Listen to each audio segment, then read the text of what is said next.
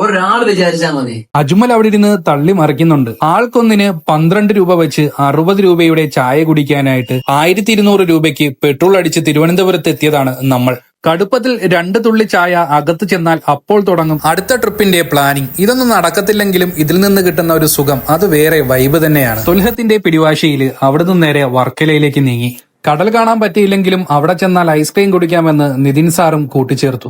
രാത്രിയായാൽ ഇവന്മാർക്ക് ഇതൊക്കെ തന്നെയാണ് കുഴപ്പം. തൊൽഹത്ത് സാറിനെയും ഹാരി സാറിനെയും കമ്മിറ്റഡ് ആക്കാതെ ഇതിനൊരു പരിഹാരമുണ്ടാകുമെന്ന് തോന്നുന്നില്ല. നിങ്ങളും ഇതുപോലെ കിലോമീറ്ററുകൾ സഞ്ചരിച്ച് ചായ കുടിക്കാൻ പോകുന്നവരാണോ? അവിടെ ചെന്നിരുന്ന് നിങ്ങളും ഇതുപോലെ ഓരോ പ്ലാനിങ്ങുകൾ ചെയ്യാറുണ്ടോ? എങ്കിലെന്ന് കമന്റ് ചെയ്തേക്കണേ. രാത്രിയിലെ കറക്കം വീഡിയോയിലൂടെ ഭാര്യമാരെ അറിയിക്കാതിരിക്കാനാണ് രണ്ടുപേരും ഓരോ ഐസ്ക്രീം കൊണ്ടുതന്നത്. ഇതൊന്നും അവരാരും കാണാതിരിക്കട്ടെ. എന്തൊക്കെയായാലും ഇന്നത്തെ ഈ ട്രിപ്പ് മൊത്തം സ്പോൺസർ ചെയ്തത് ഹാരി സാറാണ് കേട്ടോ. ഇയാളെ കുറിച്ച് പറയാനാണെങ്കിൽ ദാനശീലനും സൽസ്വഭാവിയുമായ ഒരു നല്ല മനുഷ്യൻ, അത്ര തന്നെ.